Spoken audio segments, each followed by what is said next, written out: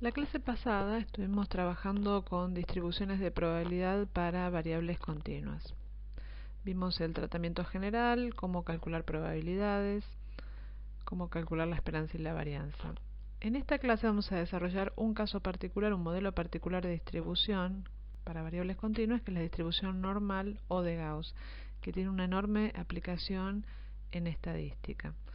La distribución está representada en el gráfico que tenemos acá a la derecha.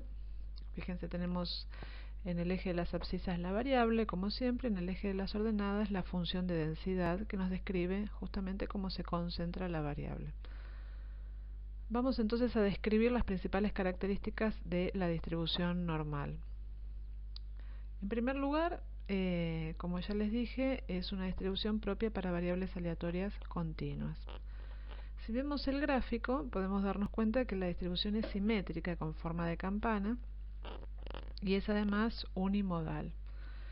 Justamente por el hecho de ser simétrica, como en cualquier distribución, una distribución de frecuencias por ejemplo, hemos visto que los estadísticos de tendencia central coinciden.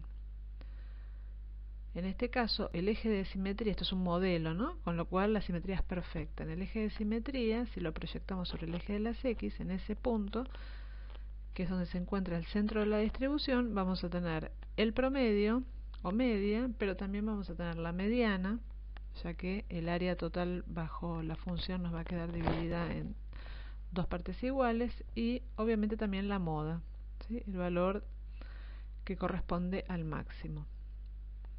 ¿Qué otras características tiene esta distribución?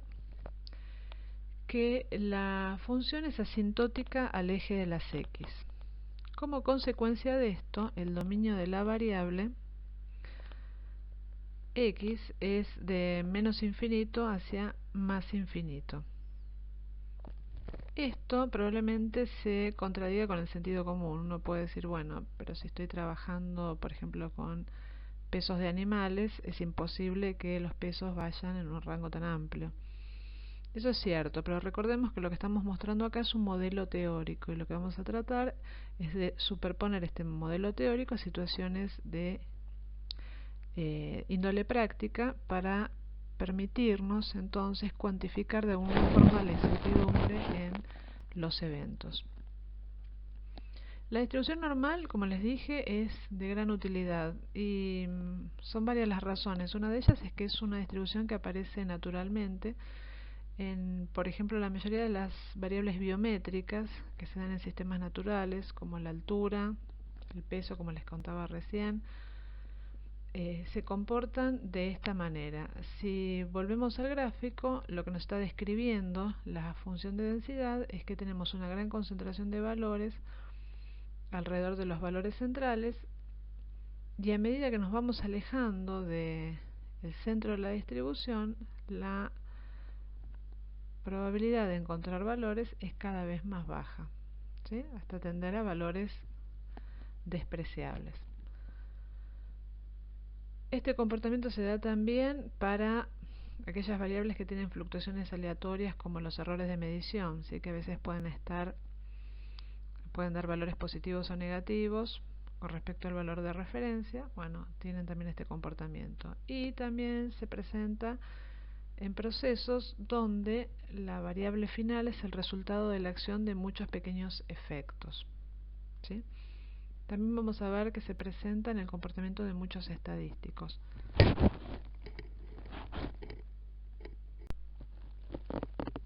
Como cualquier modelo de distribución de probabilidades, la distribución normal también tiene sus parámetros. Recordemos otros modelos que vimos nosotros, fueron propios de variables discretas, como el modelo binomial, que tenía como parámetros n y pi. Bueno, en el caso de la normal también tenemos dos parámetros, y estos son, por un lado, la media o promedio, que la vamos a simbolizar como mu, y es el valor de la variable que está indicando la tendencia central, y como ya vimos, va a coincidir con el eje de simetría. Es decir, que el promedio nos va a estar dando información acerca de dónde está centrada la distribución. La otra característica que nos describe a una distribución en la diferencia de otra es una indicación de la variabilidad. en los datos. Y eso lo podemos cuantificar por el desvío estándar sigma o bien por la varianza sigma cuadrado.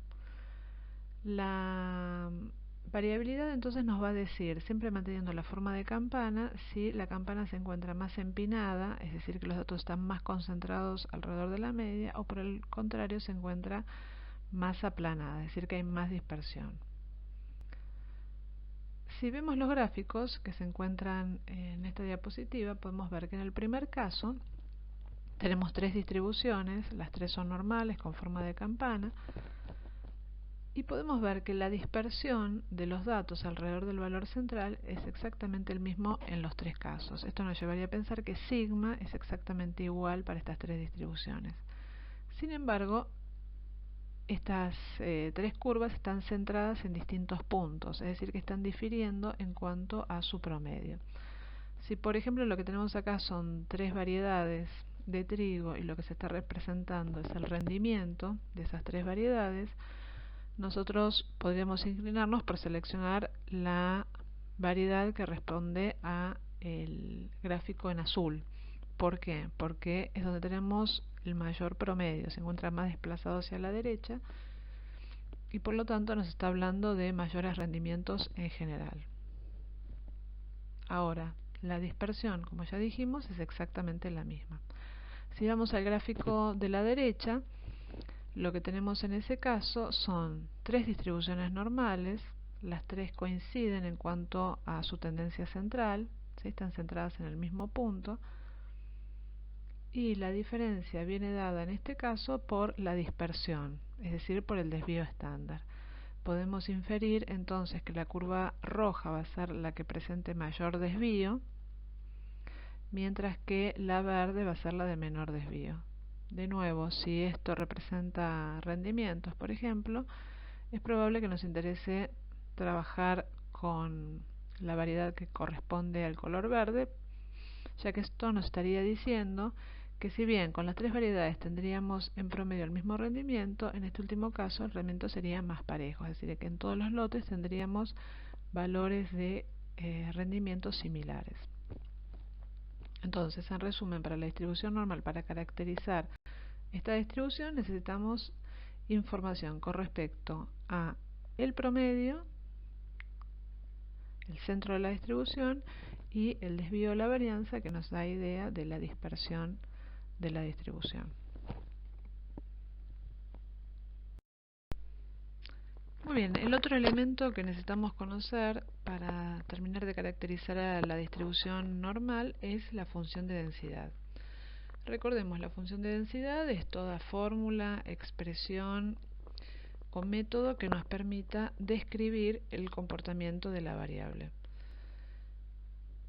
Recordemos también que la función de densidad no es la probabilidad, sino que nos está indicando solamente cómo se va distribuyendo la variable a medida que progresa el eje de las X. En el caso de la distribución normal, la función de densidad es bastante complicada, es esta expresión que tienen acá, donde aparecen una serie de constantes como pi y e, que es la base de los logaritmos neperianos. Y los otros elementos que aparecen en la función de densidad son los dos parámetros de la distribución, mu y sigma, entonces que van a ser constantes para una dada distribución, y finalmente aparece x, la variable. Es decir, que si nosotros vamos cambiando los valores de x para un dado valor de mu y de sigma, la función de densidad va a ir en forma creciente, va a ir tomando valores cada vez más altos hasta que va a alcanzar un máximo. Eso se va a producir cuando x toma exactamente el valor de mu, y luego va a comenzar a tomar valores cada vez menores tendientes a cero. Eso describe entonces la forma de campana que estamos observando en el gráfico de la derecha. Esta función entonces es la que vamos a utilizar nosotros para calcular probabilidades, pero no en forma directa, sino mediante la integración de esta función.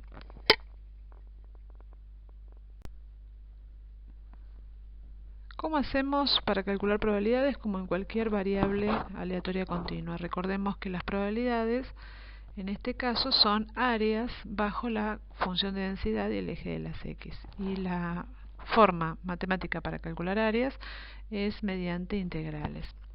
Es decir, que si nosotros queremos, como en el gráfico de la derecha, calcular qué porción de el área bajo la curva está comprendida entre los puntos A y B, queremos en definitiva calcular la probabilidad de que la variable aleatoria x se encuentre entre esos dos valores, y eso lo resolvemos integrando la función de densidad entre A y B. Fíjense que integrar la función de densidad que vimos en la diapositiva anterior es una tarea bastante más compleja que la que estuvimos desarrollando en los ejemplos más sencillos de la clase anterior. Sin embargo, conceptualmente eso es lo que deberíamos hacer para calcular probabilidades en una distribución normal. Como siempre, por definición, el área total bajo la curva vale 1, es decir que tenemos comprendida bajo la curva el 100% de la población. Esto equivale a decir que la integral entre menos infinito y más infinito de la función de densidad es exactamente igual a 1. Bueno, muy bien, ¿cómo hacemos para calcular estas integrales? Que como vemos es bastante complejo. Podríamos recurrir a la ayuda de un software. De hecho, ustedes pueden utilizar Infostat y les va a permitir averiguar valores de integrales. Y la otra variante es trabajar con áreas, es decir, integrales, que están calculadas para distintos valores de una variable normal específica que se conoce como normal estándar. Vamos entonces a caracterizar a esta distribución normal estándar, que va a ser de suma utilidad. Para diferenciarla de cualquier otra distribución normal, la vamos a representar, en vez de utilizar la letra X, como Z. Entonces Z se refiere específicamente a esta distribución. Como dijimos anteriormente, la forma de caracterizar a una curva y diferenciarla de otras es mediante sus parámetros. ¿Cuáles son los parámetros para la normal estándar? Bueno, la media vale 0 y el desvío estándar vale 1.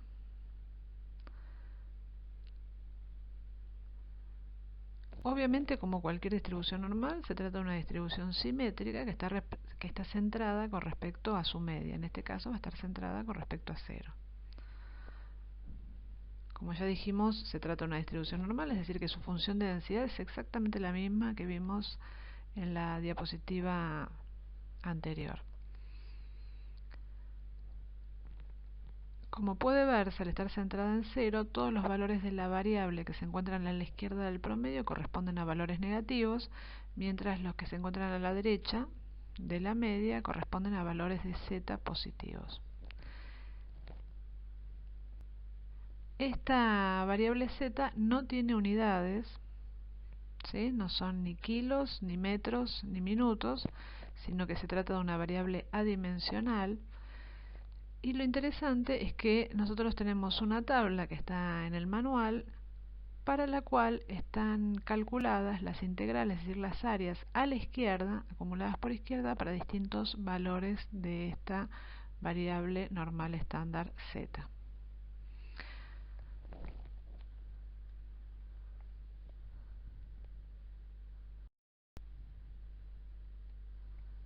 Muy bien. ¿Qué conexión tiene esto que acabo de contarles de una distribución normal especial con un nombre particular con el cálculo de probabilidades de la variable de interés nuestra, que sí va a tener unidades y que va a estar ubicada en un contexto biológico? Bueno, el procedimiento, lo que vamos a hacer es transformar nuestra variable bajo estudio, que sí va a tener unidades y que va a estar caracterizada por un promedio y un desvío, en la variable normal estándar. O sea que vamos a reescalar nuestros datos en términos de z.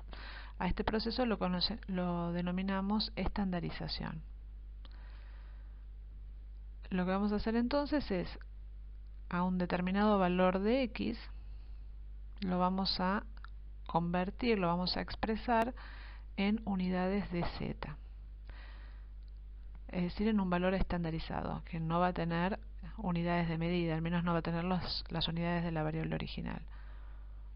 ¿Cómo hacemos eso? ¿Cómo hacemos esta transformación? Mediante la ecuación que tenemos acá. Fíjense que para que un valor de x sea expresado en unidades de z, el procedimiento es ver cuánto se aleja ese valor de la media, y esto lo calculamos con esta expresión, x menos mu. Eso entonces me mide la distancia de mi punto a la media, y esa distancia la expresamos como unidades de desvío. Esto es, a esa distancia la dividimos por el desvío estándar, y entonces si, por ejemplo, el valor de z me da 2, quiere decir que mi punto se está alejando 2 desvíos de la media, y está a la derecha de la media, ya que el valor de z fue positivo. ¿Sí?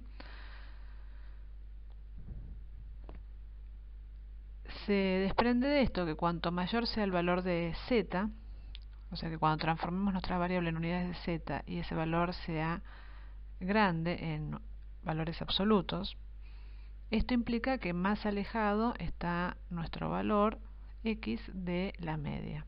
¿Sí? Por eso se lo utiliza muchas veces los puntajes z para determinar cuál es el dato más extremo. ¿Sí? Y su signo nos da idea de si nos estamos apartando por debajo o por exceso con respecto al promedio.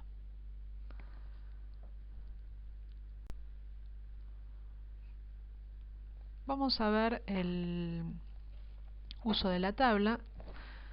Esto que tienen acá es parte de la tabla que se encuentra en la página 147 del manual. Como dice el título, todo lo que está en el cuerpo de esta tabla son probabilidades de cola izquierda. ¿Qué quiere decir? Entrando por un z, la tabla nos va a proporcionar el área que queda a la izquierda de ese valor.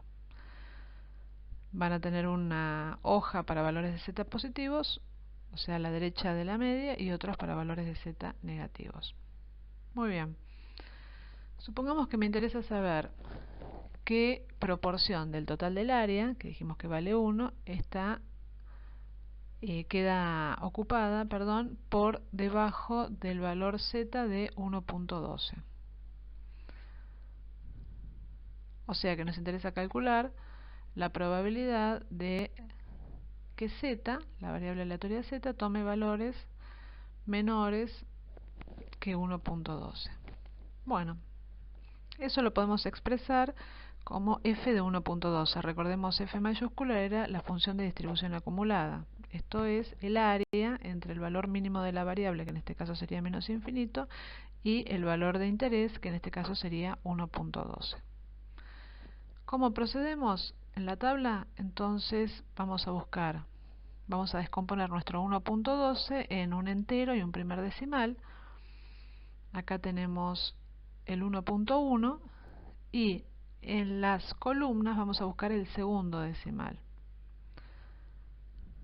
que es 2. Entonces fíjense, de la unión de el 1 con 1 y el 2 de las columnas nos queda el 1.12 que es buscado. La intersección, que nos da 0,8686, es el área que estamos buscando.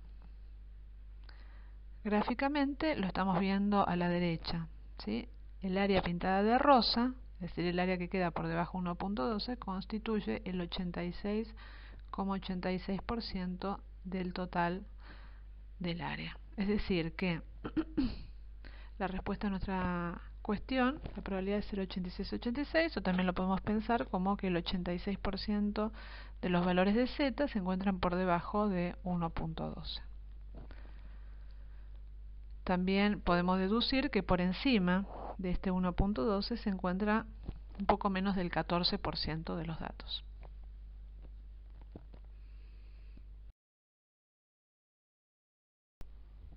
Muy bien, vamos a ver cómo aplicamos estos conocimientos en una situación concreta. ¿Cómo hacemos para calcular probabilidades? Utilizando entonces la distribución normal estándar. Bueno, veamos este planteo. Tenemos como dato que el diámetro de las matas de la forrajera Poa pratensis, que la podemos visualizar su inflorescencia a la derecha, en la foto a la derecha, se distribuye normalmente, siendo su promedio de 1 decímetro y siendo su desvío estándar de 0,1 decímetros. Muy bien. Y el planteo es determinar cuál es la probabilidad de que un ejemplar cualquiera elegido al azar mida a lo sumo 0,8 decímetros de diámetro. ¿Sí? A partir de esta información, entonces, que presentamos inicialmente, cuán probable es que se dé este evento. Vamos a escribir lo pedido en lenguaje de probabilidades. Esto sería la probabilidad de que x, que es nuestra variable aleatoria y que en este caso sería el diámetro de las matas de la forrajera, tome valores de a lo sumo 0,8. Recordemos que en el caso de las variables continuas, escribir x menor o igual a 0,8 es exactamente lo mismo que escribir x menor a 0,8. ¿Sí? El hecho de incluir o no un valor puntual no afecta el cálculo de probabilidades, ya que la integral bajo un punto es nula. Y al ser la variable continua, el valor de 0,8 específicamente con infinitos decimales tiene asociado una probabilidad de 0. Muy bien. Si lo representamos gráficamente, fíjense, en el eje de las X tenemos el diámetro, que tiene unidades, son decímetros. La curva, la campana de Gauss está centrada en un decímetro, que fue la información que teníamos en el enunciado. Y en el eje de las ordenadas tenemos la función de densidad. Y está marcado el valor de 0,8 en el eje de las abscisas. Y lo que me interesa calcular a mí no es el segmento, sino el área que queda comprendida entonces entre la función de densidad y el eje de las X, lo que está pintado de rosa. Entonces, ¿cuánto representa esa área del total? Por lo que vimos recientemente, la forma para calcular esta integral, la forma precisa sería integrar la función. Nosotros no vamos a hacer eso, sino que vamos a recurrir a la normal estándar. Entonces vamos a convertir los 0,8 decímetros en unidades de z. Acá tienen la expresión para el cálculo de z, para esta estandarización, y por lo tanto lo que tenemos que hacer es al valor de 0,8 restarle la media de la distribución, que es 1, un decímetro, y dividirla por el desvío estándar. El resultado es menos 2. Es fácil deducir que este menos 2 no tiene unidades, más allá de que lo habíamos mencionado cuando caracterizamos a la distribución normal estándar. Fíjense que al restar 0,8 decímetros menos un decímetro nos queda menos 0,2 decímetros, y al dividir eso por el desvío, que también está en decímetros, las unidades se anulan y por lo tanto nos queda una magnitud menos 2, que son unidades de z, no son decímetros. Es decir, que yo podría representar otra curva, también normal, con la misma función de densidad, pero donde la variable ya no es x en decímetros, sino que es z, sin unidades. Fíjense que esta segunda curva está centrada en 0, y donde teníamos 0,8 decímetros, lo que acabamos de calcular es que el equivalente en la curva de la normal estándar es menos 2, menos 2z. Lo interesante de esto es que el área que queda por debajo de menos 2 es exactamente la misma área que queda por debajo de 0,8 decímetros. Entonces, lo que hacemos ahora es utilizar la tabla para calcular, para averiguar, cuánto queda, cuál es la función de distribución acumulada, el valor, para un z de menos 2. Si vamos a la tabla, averiguamos que esa área corresponde exactamente a 0,0228, ¿sí? Haciendo uso de la tabla como vimos en la diapositiva anterior. Y esa área que sacamos por la tabla entonces es equivalente al área de interés. Por lo tanto, podemos concluir que si yo elijo un ejemplar cualquiera de Poa pratensis, la probabilidad de que su diámetro se encuentre por debajo de los 0,8 decímetros es bastante baja, 0,0228, o lo que es lo mismo, otra lectura que podemos hacer de este valor obtenido es que el 2,28% de todas las matas de esta forrajera tienen un diámetro de a lo sumo 0,8 decímetros. Las dos formas de leer esta probabilidad son correctas.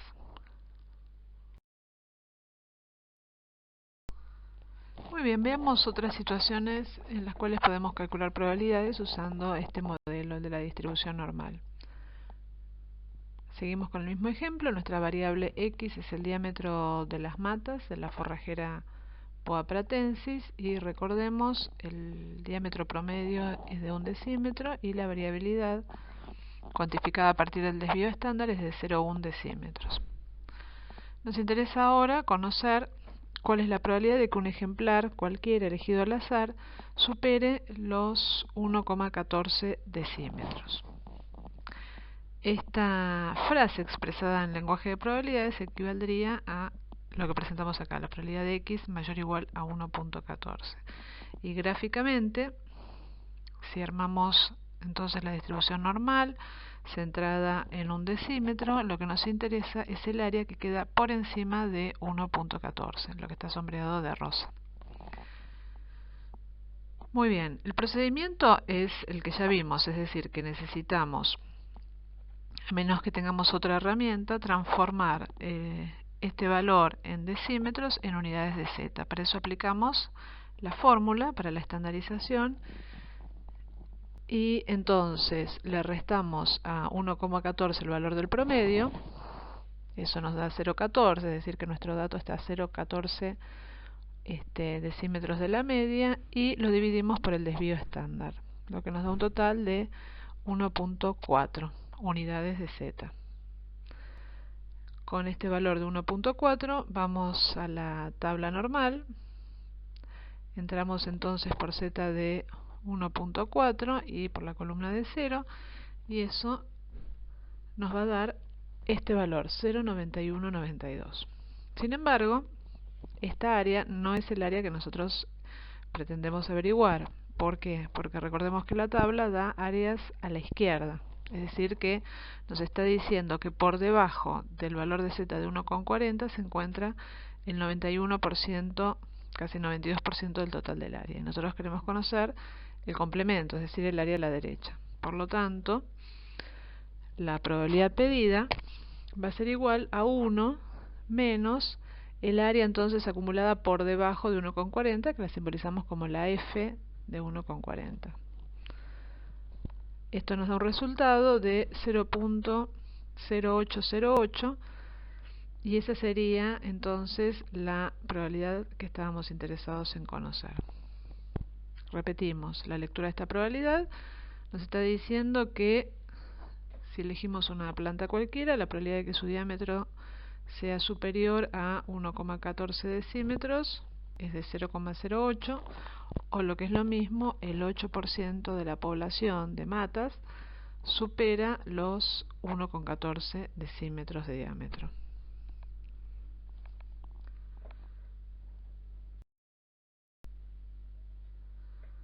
Una tercera situación de cálculo de probabilidades, y con esto cubriríamos todo el espectro posible, es que nos interese calcular una probabilidad entre dos valores, como lo que se plantea aquí. ¿Cuál es la probabilidad de que un ejemplar elegido al azar mida entre 0,8 y 0,85 decímetros? Lo vamos a escribir de esta manera entonces, que la variable X, cuán probable es que la variable X se encuentre entre 0,8 y 0,85, como ya vimos el símbolo de igual puede incluirse en la simbología, en esta desigualdad, o no, es indistinto. Gráficamente, entonces ahora nos interesa una área comprendida entre dos valores. ¿Cómo hacemos para determinar esta área?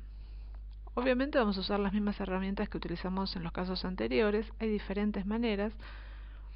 Sabiendo que toda el área bajo la curva es de 1, podríamos calcular el área por debajo de 0,8, por ejemplo, calcular el área por encima de 0,85, sumar esas dos áreas y restar esa suma a 1, y ahí tendríamos el área que nos interesa. Esa es una alternativa y obviamente llegaríamos al resultado correcto. Lo que les presento acá es otra posibilidad, que sería la vía más corta, y consiste en calcular los dos zetas, los que corresponden a 0,8 y 0,85, naturalmente, para poder entrar a la tabla de la normal estándar. Esto nos da menos 2 para 0,8 y menos 1,5 para 0,85. Y entonces lo que hacemos es buscar el área acumulada por izquierda para esos dos valores de z y hacer la diferencia. Es decir, fíjense la tercera expresión. Estamos calculando cuánto de toda el área queda por debajo de 0,85, que es lo mismo que decir por debajo de un z de menos 1,5, es decir, desde ese valor hacia menos infinito, y a toda esa área le estamos restando el área que queda por debajo de 0,8 decímetros, o lo que es lo mismo, el área que queda por debajo de un z de menos 2. La diferencia de estas dos áreas, siempre restando el área mayor al área menor, nos va a dar el área que nosotros estamos buscando. Si corroboran los valores que estoy presentando acá en la tabla de normal, verán que la diferencia de esas dos áreas nos da 0,0440. ¿Sí? Es decir, que el área rosa constituye el 4% solamente de toda el área. Con esto entonces vimos distintas situaciones de cálculo de probabilidades. En todos los casos el mecanismo es el mismo: estandarizar y utilizar entonces la tabla de normal estándar, ya sea para zetas positivos o negativos, para averiguar entonces las áreas sin tener necesidad de integrar la función de densidad.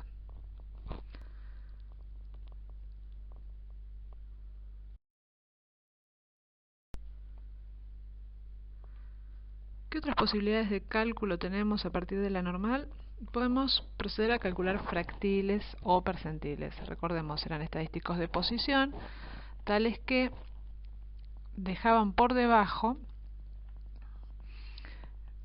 cierto porcentaje del total de la población, ¿sí? Es decir, valores de x de la variable posicionados en relación al resto.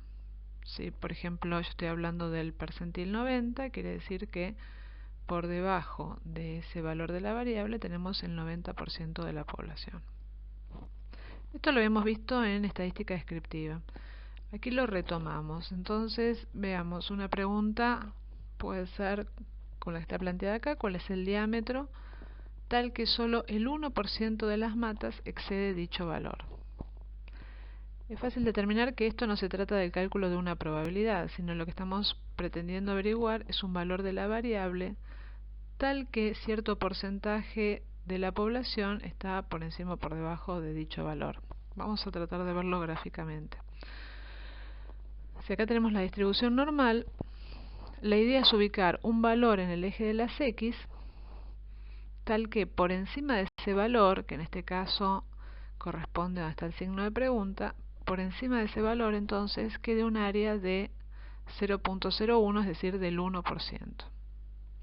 Es fácil ver entonces que si averiguamos cuánto vale ese valor, por encima de ese valor va a quedar el 1% de la población y por debajo va a quedar el 99%. Esto es, expresado en notación de probabilidades, la probabilidad de que x sea mayor a este valor incógnita, entonces vale 0,01, y vamos a llamarlo k, este valor, y la probabilidad de que x sea menor a este valor k es de 0,99. Muy bien. Es decir, que estamos en la situación inversa a los casos anteriores, donde teníamos un valor de x y nosotros calculamos una probabilidad asociada a ese valor, ya sea de los valores por debajo o por encima de ese valor de la variable. En este caso, lo que tenemos es una probabilidad 0,99 o 0,01, y lo que nos interesa conocer es el valor de x. Por lo tanto, el procedimiento que vamos a seguir es el inverso al que hemos hecho en los casos anteriores. Esto es, tenemos la probabilidad y a partir de la probabilidad vamos a determinar un valor de z, ¿sí? Ya que no podemos nosotros, con las herramientas que tenemos, pasar de probabilidad a valor de x directamente. Veamos, si vamos a la tabla de distribución normal que está en el manual, lo que tenemos como dato ahora para nuestro valor incógnita es el área. Sabemos que por debajo de este valor queda el 99% de los datos. Entonces, lo que vamos a hacer ahora es buscar ese 0,99 pero en el cuerpo de la tabla. O sea que la incógnita en este caso va a ser el valor de z tal que deje por debajo 0,99. Podrían preguntarse por qué no entramos por 0,01, que es el dato del enunciado. Recordemos que la tabla nos da áreas a la izquierda. Entonces, si bien yo sé que por encima de este valor incógnita me está quedando el 1%, si yo necesito averiguar el valor de z, la forma de usar la tabla es entrando por el área que queda a la izquierda de mi valor. Bueno, si buscamos el valor más aproximado a 0,99, es muy difícil que encontremos exactamente lo que estamos buscando, pero vamos a hacerlo por aproximación. Vemos que ahí tenemos un área de 0,9901, que es un área acumulada por izquierda para un valor de z de 2,33. Es decir, que el valor en la normal estándar que deja un 99% del área por debajo corresponde a 2,33. Si vamos a la ecuación, esto quiere decir que z es igual a 2,33 y la ecuación correspondiente a z es la que ya hemos utilizado, x menos mu dividido sigma. ¿Cuál es la particularidad? Que ahora nuestra incógnita no es z sino x. Es decir, que esto nos va a quedar como x menos la media que era 1 dividido el desvío que es 0,1.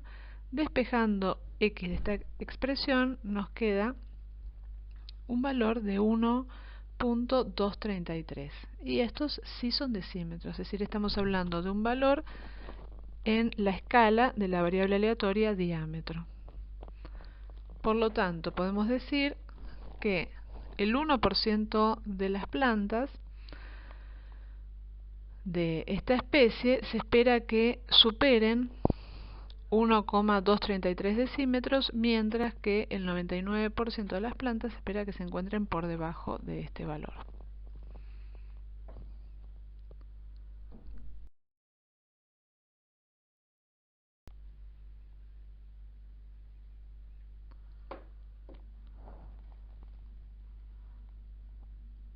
Un comentario adicional con respecto a la distribución normal. Lo que voy a mencionar ahora se verifica en todas las distribuciones normales, es propio de este modelo y es una característica bastante útil para comprender algunas particularidades de esta distribución. En todas las distribuciones normales se da la siguiente característica. Veamos el primero de los gráficos que tenemos acá.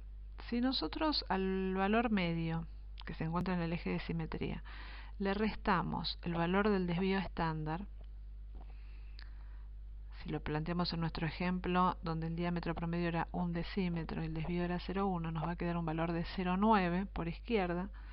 Y por otro lado, a la media le sumamos el valor de un desvío, con lo cual nos quedaría un límite superior de 1,1. Entre esos dos valores,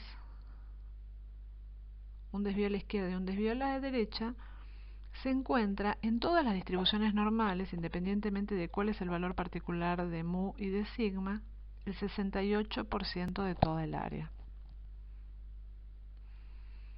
Adicionalmente, en este caso, fíjense que estos dos límites, mu menos sigma y mu más sigma, se corresponden con los puntos de inflexión de la función. Muy bien, vamos al gráfico de la derecha. Si lo que hacemos ahora es restar dos desvíos a la media y sumarle dos desvíos a la media, volviendo a nuestro ejemplo, esto nos limitaría dos valores, uno de 0,8 decímetros y otro de 1,2 decímetros. Se verifica que se encuentra, podemos hacer los cálculos para verificarlo, ¿no? Porque no es más que un cálculo de probabilidades, pero se verifica que entre estos dos límites se encuentra el 95% del área total. Esto es bastante interesante si lo pensamos un poco, porque nos está diciendo que gran parte de toda la población entonces se encuentra concentrada en dos desvíos por izquierda y por derecha con respecto a la media. Si vamos a hallar límites más extremos todavía y lo que hacemos es sumar y restar 3 desvíos a la media, lo que vamos a tener es que prácticamente toda el área bajo la curva, el 99,7% del total del área, se encuentra comprendida entre esos dos valores. Llevado esto a la práctica, nos permite, por un lado, rápidamente, si uno no dispone de tablas de probabilidades y estamos trabajando con una variable biométrica, por ejemplo, el peso de los animales de cierta edad, y tenemos información acerca de la media y el desvío, si esa variable podemos suponer que razonablemente ajusta una distribución normal, sumando y restando dos desvíos, por ejemplo, el valor promedio, nos damos rápidamente una idea del rango de valores donde encontraríamos a la mayoría de la población, el 95%. Y repito, esto se da así en todas las distribuciones normales.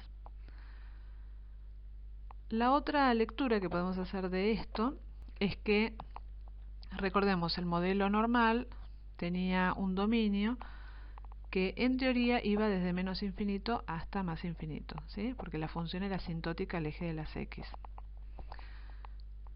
Uno podría pensar que eso está bastante alejado de la realidad porque ninguna variable real va desde menos infinito hasta más infinito. Pero lo que estamos viendo con esta regla es que si bien la variable tiene ese rango tan amplio, si nosotros nos alejamos solamente 3 desvíos para un lado y para el otro de la media, en ese rango que hemos generado de 3 desvíos tenemos prácticamente toda la población. Recordemos el 99,7%, es decir, 3 de cada 1000 ejemplares se encontrarían por fuera de ese rango.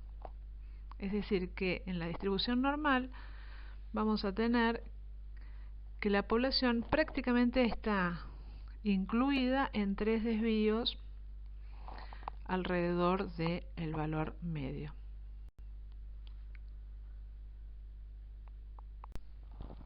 Bueno, con estos ejemplos hemos visto cómo calcular probabilidades, cómo calcular fractiles y las posibilidades de uso de la distribución normal no se agotan con esto. Acá tenemos otra situación donde podemos combinar distintas distribuciones, por ejemplo la distribución normal con la distribución binomial que vimos clases atrás. Supongamos que yo colecto 20 ejemplares de Poa pratensis al azar y quiero saber cuántos de estos ejemplares yo esperaría que superen 1.14 decímetros de diámetro. Fíjense que nosotros habíamos calculado la probabilidad de los valores mayores a 1,14 y nos había dado una probabilidad de 0.0808, es decir que el 8% de la población presentaba esa particularidad. Por lo tanto, para contestar esta pregunta, podríamos sencillamente calcular el 8.08% de 20, eso nos da un total de 1.62 ejemplares.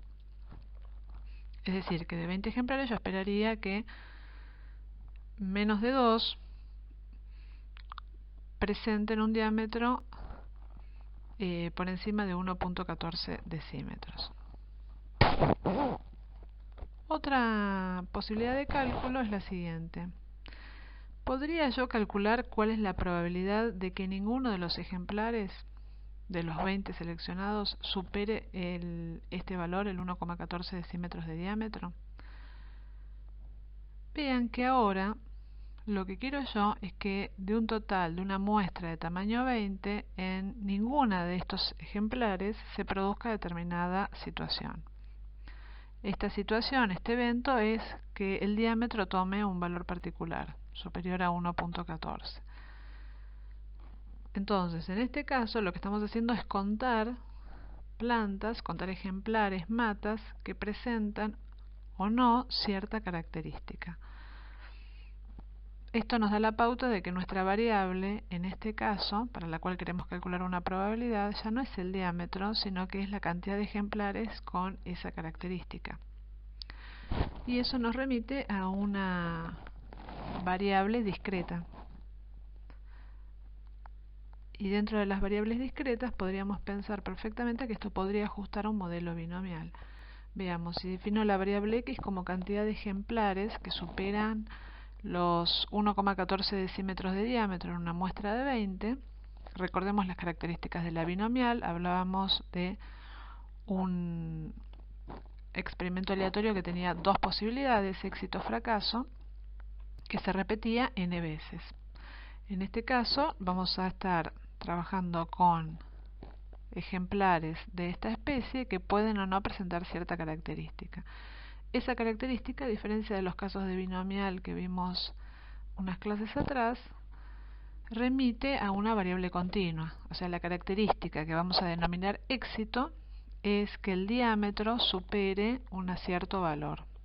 Entonces, cada ejemplar o presenta esa característica, supera 1,14 decímetros de diámetro o no lo hace. Ahí tenemos la dicotomía propia de la binomial. Y la otra característica era que este experimento lo repetimos n veces independientes, y esto es el caso porque estamos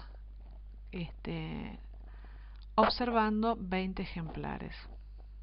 El supuesto para la binomial era que la chance de encontrar un evento exitoso era la misma en cada una de las repeticiones, es decir, que pi, la probabilidad de éxito, se mantenía constante. En este caso sería suponer que el hecho de que un ejemplar sea grande, es decir, supere 1,14 decímetros de diámetro, no afecta, no sube ni baja la probabilidad de que otro ejemplar, cualquiera elegido al azar, presente la misma característica, sea grande también. Si consideramos que ese supuesto es razonable, entonces podríamos aplicar un modelo binomial para calcular esta probabilidad. El dato que nos falta, el otro parámetro de la binomial, uno es n, que es 20, el otro parámetro es pi. Pi en este caso sería la probabilidad de que un ejemplar supere 1,14 decímetros de diámetro, y eso lo calculamos utilizando la distribución normal. Es decir, que tenemos n de 20 y pi, obtenido por distribución normal, de 0,08. Con esto entonces vamos a calcular la probabilidad pedida. Esto es la probabilidad de que la variable que definimos aquí como cantidad de ejemplares valga exactamente 0. Probabilidad de x igual a 0, y utilizando la fórmula de la distribución binomial, que recordemos es número combinatorio, en este caso sería de 20 en 0, cuyo resultado es 1, multiplicado por la probabilidad de éxito elevado a la x, es decir, 0,0808 elevado a la 0, por la probabilidad de fracaso, que es el complemento de pi, 1 menos pi, que va a ser 0,9192 elevado a la cantidad de fracasos, que en este caso sería 20. El resultado de ese cálculo es 0,1854. Entonces, utilizando la distribución normal, podemos calcular una probabilidad de éxito que nos permite efectuar un cálculo de probabilidades utilizando otro modelo, en este caso el binomial. ¿Sí? La clave para identificar este tipo de situaciones es definir correctamente la variable. La variable en este ejercicio no es el diámetro, sino la cantidad de ejemplares con ciertos valores de diámetro.